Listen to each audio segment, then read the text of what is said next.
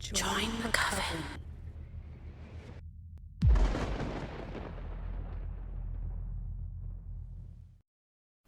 My Crow Speaks to the Mad. A story written by D.L Schindler. I sat in the parking lot of McDonald's feeding French fries to my talking crow. We were in the back of Detective Winter's car. He was having the large coffee that only cost $1. He had told me he liked it better than Starbucks, as he took it black. Sergeant Ventura was a good cop. Detective Winters was talking about the policeman that had gotten killed at the crime scene. Did he have a family? I asked. He was divorced. Detective Winters sounded like he would cry for the dead man. We were his family. I ate my cheeseburger in silence. Corey hopped onto the fries and scattered them to the floor. He looked up at me without an apology for his behavior before he went to go eat some of them.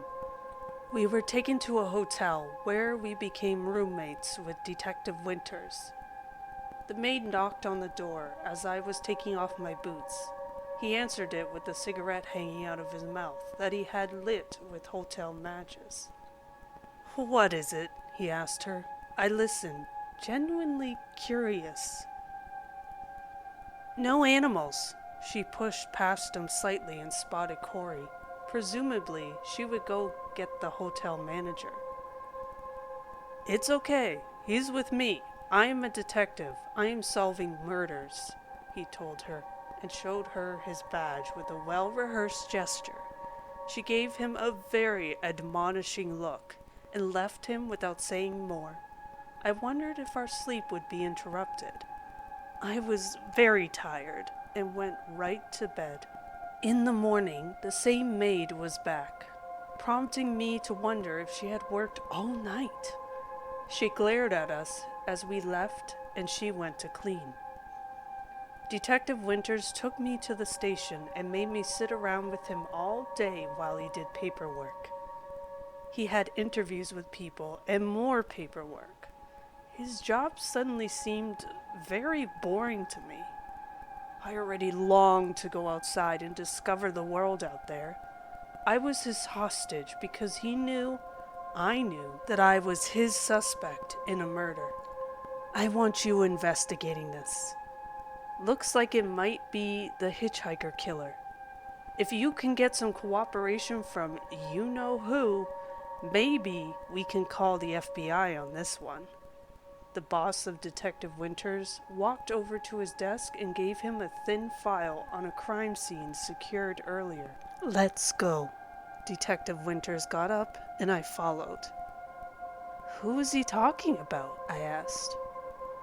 "A possible serial killer. I know a guy who knows a lot more than he is telling us. First, we need to go see the crime scene. Forensics is already there, so you will have to wait outside." Detective Winters was talking fast. He was excited about this for some reason. "You know this serial killer?" "Yes. If it is the same one, then we've had several killings already. I will need to go see our friend. Then we call the FBI," Detective Winters explained. "Is that how it's done?" I asked. "It is how we're going to do this. You wouldn't understand." He started his car and we left. "You like it when people say, 'you wouldn't understand' to you?" I asked after a while. "Not really. Sorry, I just don't like feeling like I'm explaining myself to someone." Detective Winters gave me some kind of crude apology for the way he had spoken to me. "Well, I don't really like listening to you anyway," I offered. After that, we just drove in silence. After we arrived at the crime scene, Corey went to the floor of the back seat to feed on the drying fries left there. Detective Winters asked someone he was passing for their cigarette, took it and smoked it as he walked away. We were left there, alone in his car. I was tempted to just get out and walk away. I felt that that would be dishonorable. Therefore, I stayed, out of a sense that I was doing the right thing. What a mess! Detective Winters came back after a while. He fished a half-smoked butt out of his ashtray and lit it with the car's lighter. Then he rolled down the window to exhale smoke as we drove away. We arrived at a small trailer where a column of smoke arose from out back. Detective Winters said, "Come with me." The man was just throwing the last papers and files out of an empty banker's box and tossed it aside where several others sat empty. "Daniel Barrow?" Detective Winters spoke so he would turn around. The man gestured at the destructive act he had committed and shrugged and smiled. "What can I say?"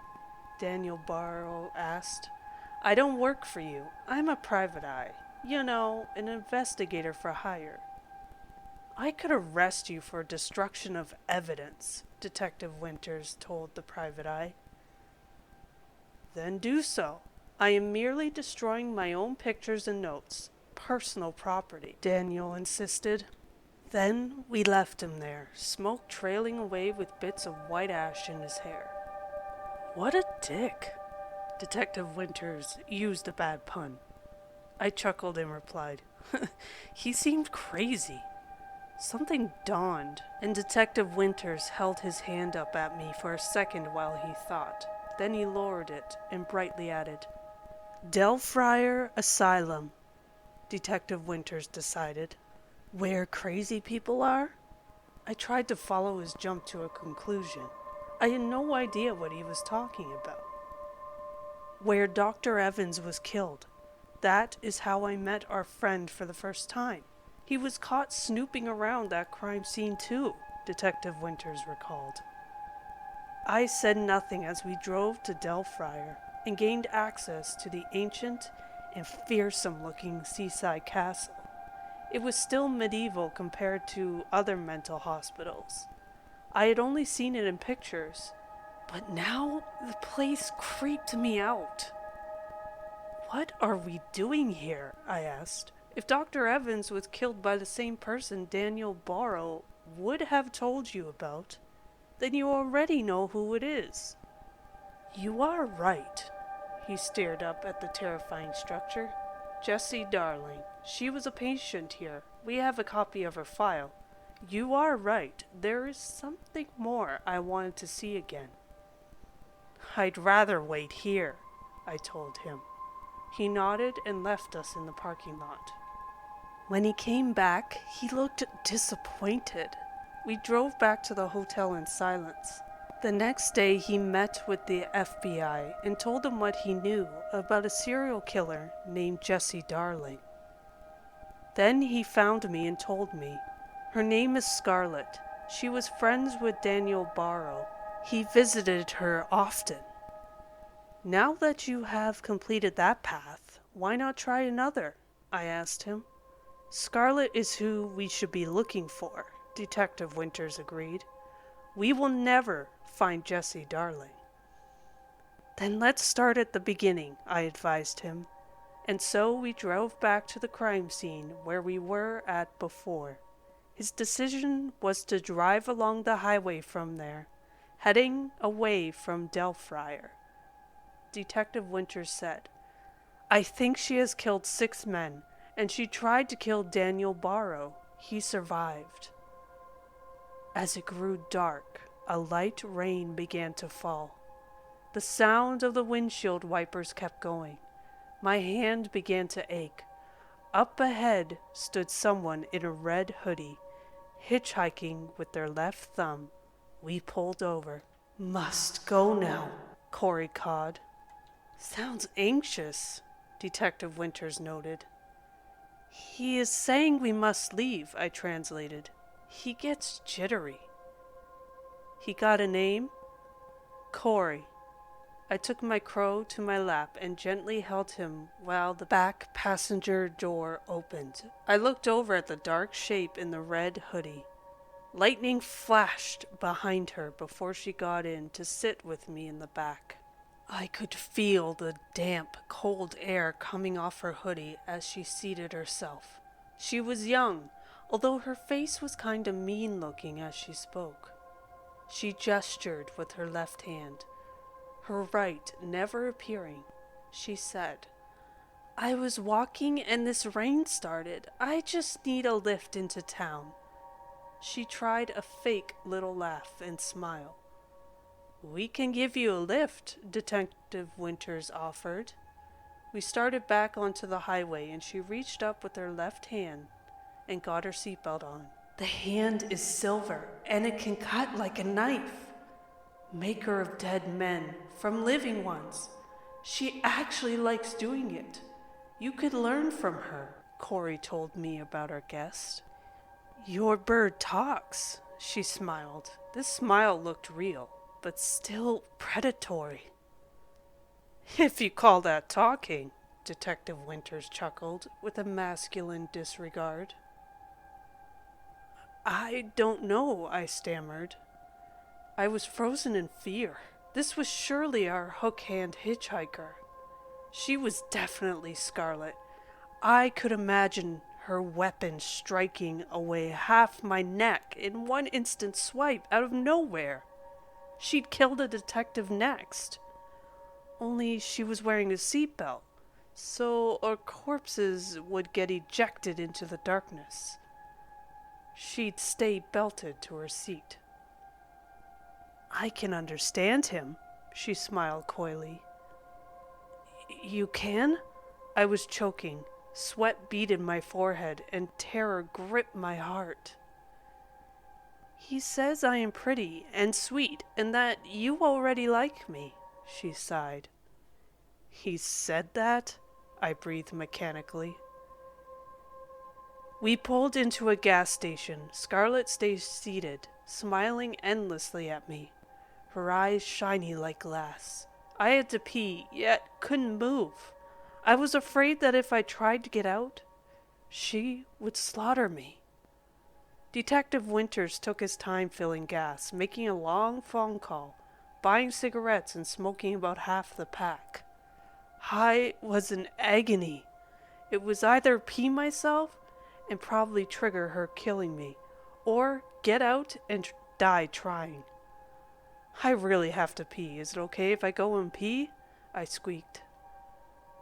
"Sure, come right back." She was still smiling like a golden devil at me. I crept away from her and shut the door.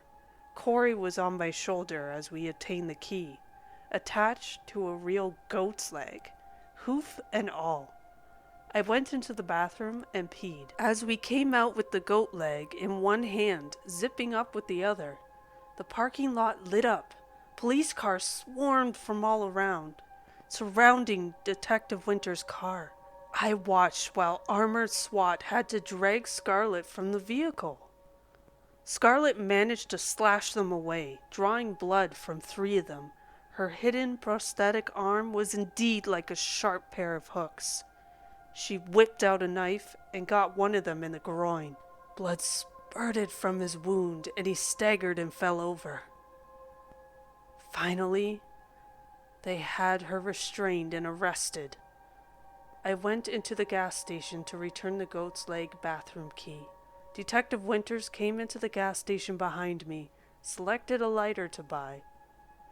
It was with a bunch of lighters with tattoo art on them. His had a little Red Riding Hood, looking scared and standing in front of a wolf's eyes. "You're still alive," he told me, and flicked his lighter's flame in front of me before he went back out to the car. "Death will always happen," Corey agreed with him. I sighed and tossed the goat's leg onto the counter.